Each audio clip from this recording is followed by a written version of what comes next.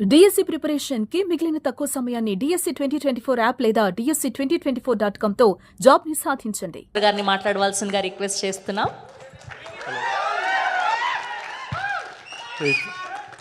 చాలా హైప్ ఇచ్చేస్తారు అనవసరంగా. నాకు ఇప్పుడు ఏం చెప్పాలో అర్థమవుతలే.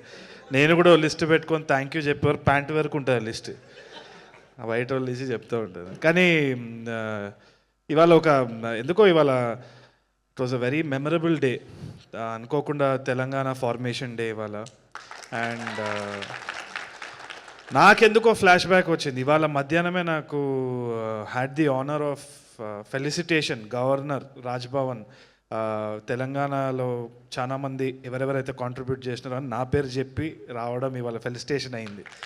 సో అది అప్పుడప్పుడు నాకు ఏమనిపిస్తుంది అంటే అసలు వర్తా కాదా నాకే డౌట్ వస్తుంది. ఫస్ట్ క్రిటిక్ లోపలే ఉంటాడు, నాకు అది ఎంజాయ్ కూడా చేయలేను ఎప్పుడు. సో ఎవడైనా పొగిడినా కానీ నాకు అది అర్థం కూడా కాదు. సో ఆ ఇవాళ ఆ సిచ్యువేషన్ వచ్చింది. ఎందుకో నాన్న గుర్తొచ్చిండి ఇవాళ. నాన్న కూడా తెలంగాణ మూవ్మెంట్కి కొంచెము he was in the four front అనమాట. అక్కడ కూడా అదే చెప్తుండే. So Osmania university student union leaders అందరు ఆ టైంలో ర్యాలీ అప్ చేసేటప్పుడు వాళ్ళ స్పీచ్లు రాయడము, ఇంటికి పోయినప్పుడల్లా ఆయనను చూస్తుండే. ఆయన వచ్చేసి నాకేమో అర్థం కాదు, ఉద్యమం దేనికోసం ఎందుకు, భాషనే కదా దాంట్లో ఏమున్నది, నాకు అంత పాలిటిక్స్ గురించి అంత ఐడియా అవగాహన లేదు. సో ఆ టైంలో నేను పోయినప్పుడల్లా నాన్న ఇట్లా పైన కింద చూసి ఈడో వేసిన కొడుకు అన్నట్టే చూసేటోడు. అప్పుడు నన్ను తిట్టే పదం బద్మాషే. వీడు అసలు ఏం చేస్తాడో ఏమో, ఏమేం చేయరా ఇట్లా కాంట్రిబ్యూట్ చేయి, తెలంగాణ మూవ్మెంట్కి ఇట్లా కాంట్రిబ్యూట్ చేయి అంటే నాకు అసలు అవ్వకపోతుండే. అండ్ క్రిషాంక్ మన్నే ఆ టైంలో ఓయూజీఏసీ ప్రెసిడెంట్, ఆయన వచ్చి కూర్చొని డిస్కషన్స్ అవన్నీ అవుతున్నప్పుడు నేను అసలు ఈయనకి మంచి కొడుకులాగా ఎట్లా ప్రూవ్ చేసుకోవాలని అనుకునేటువంటి గివప్ చేసేసిన ఆఖరికి. ఎందుకంటే నాకు సినిమాలు అంటే ఇంట్రెస్ట్, ఈయనకేమో నచ్చదు. నాన్న తెలంగాణ ఫార్మేషన్ అయింది. అయిపోయిన తర్వాత పెళ్లి చూపులు రాసేటప్పుడు ఏమైందంటే చాలా ఆల్రెడీ ఆయన హార్ట్ కొంచెం ఇష్యూ ఉండే. సో దగ్గుతుండే, కాళ్ళు వాసిపోయినాయి. సో డాక్టర్స్ వచ్చి ఇన్నే కొన్ని నెలలు అని చెప్పేసి అంటున్నారు. ఆ టైంలో నేను రాత్రిపూట స్క్రిప్ట్ పెట్టుకొని రాసేటోడిని. దర్శివి డైలాగ్స్ రాసేటోడిని, రీతుది విజయ్ది కామెడీ రామ్ కామ్ రాస్తున్నా. ఇంట్లో ఏమో వేరే సిచ్యువేషన్. రాత్రిపూట భయమేది, ఎందుకంటే అప్పులు ఉండేది, సొంతిల్లు కాదు, ఫైనాన్షియల్ టెన్షన్ చాలా నడుస్తుండే. ఇక్కడేమో రొమాంటిక్ కామెడీ టేబుల్ మీద రాస్తున్నా. ఒక డైలాగ్ ఉన్నది దర్శిది, నా సావు నేను చస్తా అని చెప్పేసి. అది రాసేటప్పుడు ఏంది అంటే హ్యూమర్ వస్తలేదు, ఎందుకంటే నాన్న డాక్టర్స్ చెప్పేసినారు ఎనీ టైం ఏమైనా అవ్వచ్చు. సో ఈ డైలాగులు రాసేటప్పుడు రాత్రిపూట భయం వేసేది. భయంని కొంచెం తగ్గించాలంటే నాన్న ఉన్నాడా లేడా, కర్టెన్ ఇట్లా తీసి ఫోన్ తీసి లైట్ ఆన్ చేస్తే ఆయన పొట్ట ఇట్లా పైన కింద కదులుతుంటే ఊపిరి తీసుకొని పెళ్లి చూపులు కొంచెం కొంచెంగా రాశారు. ఎందుకు ఇది ఇవాళ చెప్తున్నా అంటే కామెడీ ఉండొచ్చు. చాలామంది చిన్న సినిమాలు కామెడీ అని తీసి పడేస్తారు, తక్కువ అంచనా వేస్తారు. ఇండస్ట్రీలో కానీ లేదు అంటే ఆడియన్స్ కూడా బడ్జెట్ చూస్తారు, ముఖాలు చూస్తారు, తీసి పడేస్తారు. కానీ ఆ కథ ఎక్కడి నుంచి వస్తుందనేది రాసినోనికే తెలుసు. దాంట్లో నిజాయితీ ఉంది. దాంట్లో ఏమాత్రం నిజాయితీ ఉంది అంటే ఎవడి సపోర్ట్ అవసరం లేదు. చంద్ర గారు అన్నట్టు కూడా ఎవడి సపోర్ట్ అవసరం లేదు. టాలెంట్ వడ్డీతో సహా ఇస్తుంది. టాలెంట్ ఎప్పుడు వడ్డీతో సహా ఇస్తుంది. సో అది నేను గట్టిగా నమ్ముతున్నా. కాబట్టి మీరు థ్యాంక్ యూ అన్న పెద్ద లిస్ట్ ఎవరికి చెప్పాల్సిన అవసరం లేదు. థ్యాంక్ యూ చెప్పనీకి ఆయన ఉంటారు, ఆయనకి చెప్పుకోవాలి మనం తర్వాత కరెక్ట్ టైం వచ్చినప్పుడు చెప్పుకుంటాం అంతే. బట్ డెఫినెట్లీ అందరి సపోర్ట్ ఉంటేనే అవుతుంది ఇది. అండ్ మహేష్ గారి గురించి ఒకసారి నేను లాస్ట్కి చెప్పేసి ఐ లీవ్ యూ గైజ్.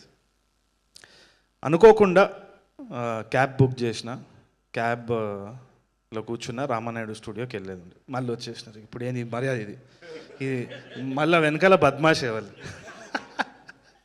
లేలే, I keep teasing him most of the time. ఆయన క్యాబ్లో హీ వాజ్ డ్రైవింగ్ అరౌండ్. అప్పుడు ఈయన సినిమా గురించే మాట్లాడుతున్నాడు. ఎంత ధైర్యంగా అంటే ఏం సినిమాలు చూస్తున్నారు, ఎంత టాకటివ్ అంటే క్యాబ్లో కూడా నేను అసలు ఏమైనా మాట్లాడదామంటే మాట్లాడలే.